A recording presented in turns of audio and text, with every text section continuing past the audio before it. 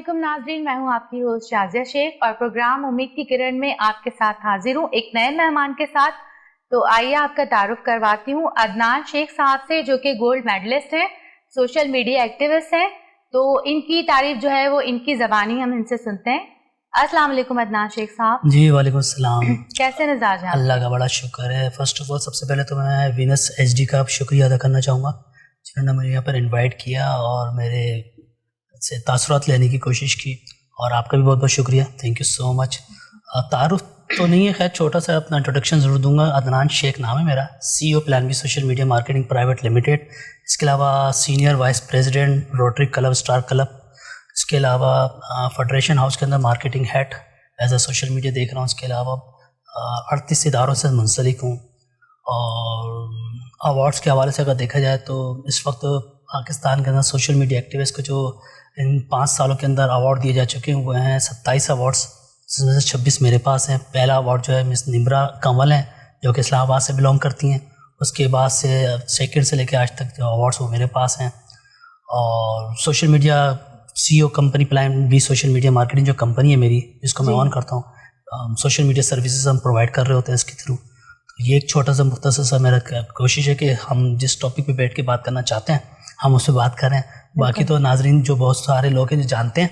अच्छा अदनान साहब, आप मुझे ये बताइएगा कि सोशल मीडिया, जिस तरह से आप एक्टिविस्ट हैं सोशल मीडिया के और गोल्ड मेडलिस्ट भी हैं, तो आप क्या हमारे नाजरीन को बताना चाहेंगे कि सोशल मीडिया का जो दुरुस्त इस्तेमाल है उसको उसको यूटिलाइज करके किस तरह से इसका फ़ायदा उठाया जा सकता है अब या अपने कारोबार को फ़रोग दिया जा सकता है? जी बिल्कुल। देखिए, सबसे पहले आपके सवाल के अंदर 2 सवाल हैं। एक सवाल ये है कि सोशल मीडिया तो बहुत सारे लोग इस्तेमाल कर रहे हैं, यूज़ कर रहे हैं, और हर दूसरे शख्स के पास मोबाइल, एंड्रॉयड मोबाइल है तो वो फेसबुक यूज़र है।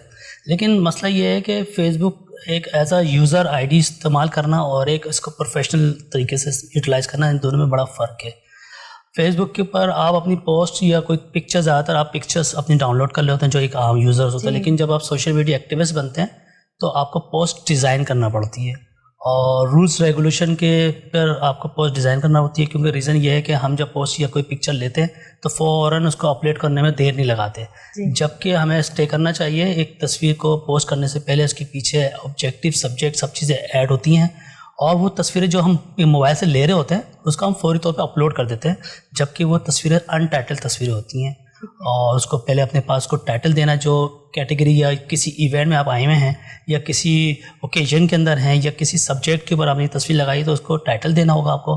उससे फ़ायदा ये होगा कि आप जब इसको पोस्ट करेंगे तो सिर्फ आप सोशल मीडिया के तक महदूद नहीं रहेंगे, बल्कि गूगल स्क्रॉल के अंदर आप चले जाते हैं, और जब कोई आपको आपके नाम से या आपकी कैटेगरी के नाम से आपको जब सर्च करता है तो आप वहाँ पर सर्च बार में आते हैं। तो सबसे बड़ा बेनिफिट तो ये होता है। दूसरी चीज़ ये है कि सोशल मीडिया का इस्तेमाल सिर्फ ये नहीं कि फेसबुक का इस्तेमाल किस तरह किया जाए, पोस्ट किस तरह लगाया जाए, इसमें टाइमिंग का भी बड़ा दखल है।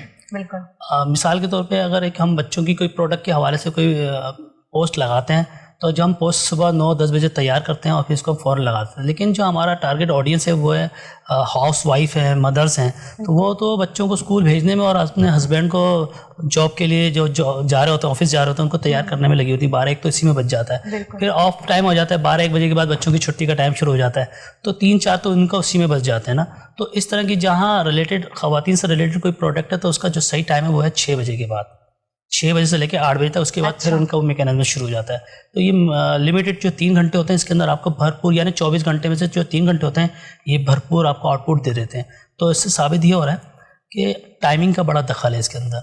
अच्छा, जब पोस्ट होती है तो पोस्ट करने से पहले जब आप ये कैसे पता चलेगा कि ये वाकई एक ऐसी मुनफरद पोस्ट या इतनी अच्छी अपने हम पोस्ट डिज़ाइन की है जिसका रिजल्ट हमें बहुत अच्छा आने वाला है। उसका एक फ़ीचर फेसबुक के अंदर है, उस फेसबुक के अंदर हमें सबमिट करना होता है, वो माइक्रो सेकेंड के अंदर हमें रिप्लाई देता है कि ये पोस्ट के अंदर जो कंटेंट है वो 30% नहीं है, ज़्यादा है, टू मच मतलब ज़्यादा है, तो ये नहीं चलेगी। फिर हम दोबारा इस पर वर्क कर रहे होते हैं, तो इसमें मेहनत ज़्यादा लगती है, लेकिन इसका जो अगर आप इस मैकेनिज्म पे काम करें तो आपको रिजल्ट बहुत अच्छा होता है। मैकेनिज्म की एक मिसाल छोटी सी देना चाहूँगा आपको कि देखें, कील को पानी में डाल दें, समंदर में डाल दें तो वो तह में चले जाएगी, डूब जाएगी, लेकिन मनोटन वजनी जहाज वो पानी में तैर रहा है, वो डूब नहीं रहा।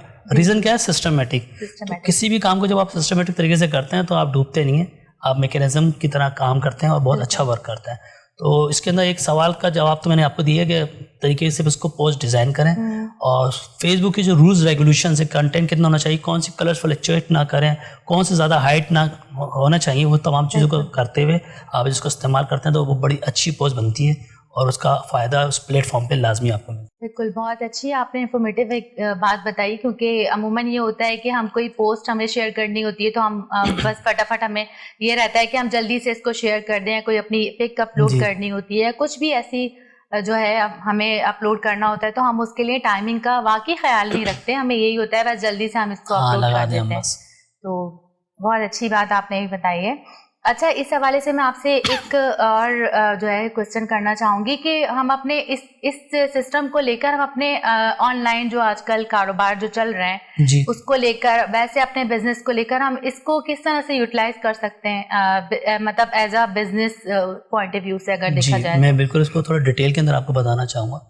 देखें, आजकल का दौर सबको पता है ऑनलाइन का दौर है। आजकल हर इंसान कुछ ना कुछ कोई ना कोई प्रोडक्ट ऑनलाइन सेल कर रहा है और इस तरह की वेबसाइटें भी बड़ी मकबूल वेबसाइट्स हैं, वो चल रही हैं और लोग उसके बाद चीज़ें सेल कर रहे हैं अपनी ना। लेकिन बात यह है कि वो एज आ किसी भी दूसरे की डोमेन के बाद दूसरे की वेबसाइट पर आप अपनी चीज़ रखते हैं और उसको एक परसेंटेज शेयर करवा रहे होते हैं ना। लेकिन अगर आपकी नॉलेज है आपके पास और आपको सोशल मीडिया अच्छे अंदाज में यूटिलाइज़ करना आता है तो आपको किसी की भी वेबसाइट पर जाने की ज़रूरत नहीं है, आप अपनी प्रोडक्ट खुद क्रिएट कर सकती हैं। मिसाल के तौर पे डिजिटल आउटलेट की बात करो, आप जब शॉपिंग मॉल पे निकलती हैं, विंडो शॉपिंग करती हैं, ये शॉपिंग करने के लिए जाते हैं तो आपको ढेर सारी आउटलेट्स नज़र आती हैं। एक छोटी आउटलेट जो है, मिसाल के तौर पे हम ग्लासेस की बात कर लेते हैं, गॉगल्स, तो उसकी शॉप अगर करने के लिए या तो दो बातें हैं। सबसे पहले तो या तो आपको एक शॉप परचेज करना पड़ेगी, जगह लेना पड़ेगी, या फिर रेंट पे जाना पड़ेगा। हम रेंट की बात कर लेते हैं। रेंट भी 30 से 40 हज़ार रुपये रेंट आपको देना पड़ता है शॉप का। फिर आपने ग्लासेस की वैराइटीज़ 50, 60, 100 वैराइटीज़, जितनी आपने वैराइटीज़ बढ़ानी है आपकी जो इन्वेस्टमेंट है वो बढ़ जाएगी, ठीक है ना। फिर ज़्यादा 2 से 3 सेल्समैन भी आपने रखना है, फिर मेंटेनेंस का भी मसला है आपको। फिर आप लिमिटेड टाइम के अंदर वर्क कर रहे होते हैं, 10 बजे दुकान खोलेंगे, रात की 11-12 बजे बंद कर देंगे। अब कोरोना का मामला चल रहा है तो 11-12 बजे तो खोलें, लेकिन फिर 5-6 बजे बंद करना पड़ता है। तो किस तरह सफ़र करेंगे? अब इसका अच्छा अंदाज़ ये है कि डिजिटल आउटलेट आप लेकर आए। डिजिटल आउटलेट आप खुद क्रिएट कर सकते हैं। डिजिटल आउटलेट क्रिएट करने का फ़ायदा क्या है? देखें, आपने पहले एक ट्रेडिशनल आउटलेट का मैंने आपको एग्जांपल दी ना, उसमें इन्वेस्टमेंट नज़र आई। 5-6 लाख रुपए की ग्लासेस लें, फिर दुकान का किराया आपने देना है 20-25-30 हज़ार रुपये। अगर 20 हज़ार रुपये भी आपने दिया तो 40 हज़ार रुपये तो खाली सेल्समैन को देना आपने देना। फिर बत्ती, गैस, बिजली, ये आपके पास बिल का जो है, मतलब आपको कोई भी बिजनेस स्टार्ट करने के लिए एक हैवी अमाउंट की ज़रूरत पड़ती है। लेकिन जब डिजिटल आउटलेट आप क्रिएट कर लेते हैं तो जहां आपने 500 ग्लासेस रखे थे और आपकी इन्वेस्टमेंट लगी थी, यहाँ आप 5 लाख ग्लासेस की वैराइटीज रख सकते हैं और आपका 1 रुपया खर्च नहीं हो रहा। जस्ट आपने पिक्चर्स अपलोड करनी है और अपनी उस साइट के ऊपर डाल देना है।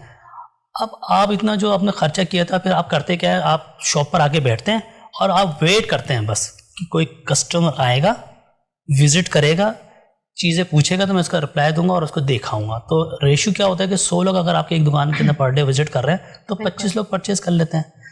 इसी चीज़ को अगर हम लेके चलें तो आप इंतज़ार कर रहे होते हैं, अगर नहीं आया तो फिर आपकी सेल नहीं है। लेकिन यहाँ मामला उल्टा है, यहाँ हम कस्टमर के पास लेके जा रहे होते हैं। किस तरह लेके जा रहे हैं? गूगल पे आप सर्च करें बेस्ट शॉप इन कराची, तो वो आपको बहुत सारी शॉप्स दिखा देगा और ये भी बता देगा कि इतने हज़ार लोग या इतने लाख लोग इस कीवर्ड को विजिट कर रहे हैं। तो सर्च करें, आपने अपनी आउटलेट बना ली, तस्वीर आपने अपलोड कर ली, हर कैटेगरी की प्रोडक्ट तो नहीं है ना आपके पास, और आपने उन लोगों को दिखाया जो लोग ग्लासेस के शौकीन हैं, लवर्स हैं। एक दिन के अंदर 5,000 लोगों को विजिट कराया, तो अगर 100 लोग विजिट कर रहे थे और 25 लोग खरीद रहे थे, इसी तरह 5,000 लोग जब विजिट देखेंगे तो आपकी सेल बढ़ गई ना। अच्छा, जब ऑर्डर आया तो अब वो प्रोडक्ट तो आपके पास है नहीं, वो देंगे किस तरह? तो वो आपको देनी नहीं है, वो ऑर्डर आपने अपने पास रखना है। जिसके पास जो ग्लासेस की वैराइटीज है, उस वैराइटी से आपने उसको वेंडर बना लिया अपना, और डिस्पैच जो भी कोई कोरियर कंपनी से आपने डिस्पैच के लिए, वो उस चीज़ दुकान पर खुद जाएगा, वहाँ से वो ऑर्डर बुक कर लेगा, पैक करेगा और डिलीवर कर देगा। वहाँ से एक पेमेंट लेकर आएगा, अपनी कमीशन अपने पास रखेगा, बकिया जो अमाउंट है वो आपके हवाले कर देगा। अच्छा नाज़रीन, ये जो बहुत इंफॉर्मेटिव बातें बता रहे हैं अदनान शेख साहब, तो ये जो हमारी न्यू जनरेशन है, इसका जो है कॉन्सेप्ट ये है कि हमने जो है वो जॉब नहीं करनी, हमने अपना बिजनेस करना है। तो उस हवाले से भी वालिदैन बहुत परेशान नजर आते हैं कि आजकल महंगाई इतनी है, बिजनेस कैसे स्टार्ट करवाएंगे? कम से कम भी अमाउंट जो है 5 से 6 लाख रुपए मिनिमम अमाउंट जो है आपको चाहिए होती है। तो आप इस तरीके से जो है किसी भी जो है अमाउंट के बगैर आप अपना एक बिजनेस स्टार्ट कर सकते हैं। तो ठीक है। अच्छा, आप मुझे ये बताइएगा कि क्या प्रिंट मीडिया से भी फायदा उठाया जा सकता है इस हवाले को लेकर, जैसे बिजनेस को हम अपने फरोग देने के लिए? जी हाँ, बिल्कुल। देखिए, प्रिंट मीडिया के अंदर आप जब कोई प्रोडक्ट लॉन्च कर रहे होते हैं, आप सोशल मीडिया से मुंसलिक होते हैं, तो आप उसके अंदर मैगजीन्स अपने लेकर लॉन्च कर सकते हैं। मैगजीन के अंदर, क्योंकि देखें प्रिंट मीडिया ने, अब सोशल मीडिया तो खैर बात है बहुत ज़्यादा हावी हो चुका है, और अब तो इलेक्ट्रॉनिक मीडिया से ज़्यादा फास्ट चीज़ें चल रही थी, वो बाद में आती है, पहले सोशल मीडिया, बल्कि अब तो इलेक्ट्रॉनिक मीडिया पे पहले सोशल मीडिया विजिट किया जाता है, वहाँ से चीज़ लेके फ़ौरन उसको ना ऑनलाइन ऑन एयर कर लिया जाता है। लेकिन प्रिंट मीडिया का भी अपना एक वैल्यू है, क्योंकि देखें प्रिंट मीडिया में बहुत सारी ऐसी चीज़ें जिस पर अखबारात न्यूज़ देख रहे होते हैं, जो बहुत हैबिचुअल लोग हैं, आप उनको यूटिलाइज कर सकते हैं, और उसके ऊपर भी जाहिर बात है एडवर्टीजमेंट के थ्रू उस पर अर्निंग बहुत अच्छे अंदाज में कर सकते हैं। आउटडोर मीडिया के हवाले से भी बहुत अच्छे अंदाज में आप काम कर सकते हैं, क्योंकि आपने प्रिंट मीडिया की बात करी, आउटडोर मीडिया के अंदर आ जाता है। मिसाल के तौर पे अगर मैं एक जगह पे शॉप पे मैं जाता हूँ, विजिट करता हूँ, बोलता हूँ सर आपकी आउटलेट है और आपके ये अखराजात है, जैसे अभी मैंने आपको पहले बताया, और मैं आपको ये कहूँगा मैं आपको सिर्फ 25,000 रुपये आपसे चार्ज करूँगा पूरे साल के, और आपको मैं एक डिजिटल आउटलेट लॉन्च करके दे रहा हूँ, जिसके अंदर साल के अंदर आप इतनी अर्निंग हासिल कर सकते हैं। तो अगर वो सेल हो जाती है तो जाहिर बात है उसमें से 10,000 रुपये पर डे मैंने सेव कर लिए। तो एक मीटिंग, अगर मैं 10 मीटिंगें करता हूँ, अगर 2 लोगों को भी सेल किया तो मैं 20,000 पर डे कैश मैं लेके जा सकता हूँ। तो सोशल मीडिया के थ्रू डिजिटल मार्केटिंग के साथ साथ काम करते करते आप आउटडोर भी विजिट करके काम करके इस पर डेली बेसिस पे इनकम हासिल कर सकते हैं, ना हफ्ते की इंतज़ार ना महीने का इंतज़ार। अच्छा, इस ऑनलाइन कारोबार के थ्रू जो हमारी न्यू जनरेशन है वो किस तरह से फ़ायदा उठा सकती है? देखिए, आसान तरीका ये है कि इसमें तो सबसे बड़ी बात तो ये है कि कोई भी कारोबार करने के लिए आपके पास प्रोडक्ट होना चाहिए, लेकिन ऑनलाइन मार्केटिंग करने के लिए आपके पास अपनी प्रोडक्ट होना ज़रूरी नहीं है। आप सिर्फ उनके साथ डील करें, एक MOU साइन करें, डील साइन कर लें, और वो प्रोडक्ट की तस्वीरें जैसे आपको चाहिए होती हैं, और वो आपके पास है, लोग उसको देखते हैं, ऑर्डर करते हैं, और वहाँ से जहाँ पे ये तस्वीर आपने जैसे डील करी है, वो उसका काम होता है कि वो उस प्रोडक्ट को डिस्पैच करा के मुंतकिल करे क्लाइंट तक। तो वो खुद घर बैठे ख़वातीन, जेंट्स, माजूर, हजरात, हर तरह के लोग इस पर काम कर सकते हैं। अच्छा, मुझे इस हवाले से ये बताइए कि ऑनलाइन कारोबार या मुलाजमत करने के लिए जो ख्वाहिशमंद अफराद हैं उनको क्या करना होगा? देखिए, अगर एक तो मैं अभी तक आपसे जो सवालात थे उसके जो जवाब ये थे कि सोशल मीडिया किस तरह इस्तेमाल करना चाहिए, एक आम यूज़र किस तरह अच्छे अंदाज में उसको फ़ायदा उठा सकता है, अच्छे अंदाज में पॉजिटिव किस तरह उसको वर्क कर सकता है। अब जो आपका सवाल है उसमें बात यह है कि अगर उसको बिज़नेस के तौर पर इस्तेमाल करना है, अगर बिज़नेस है तो वो कहीं अच्छे इदारे में जॉब भी कर सकता है, किसी अच्छी जगह इदारे में जॉब कर सकता है, तो उसके लिए उसको सोशल मीडिया एक्टिविस्ट बनना पड़ेगा।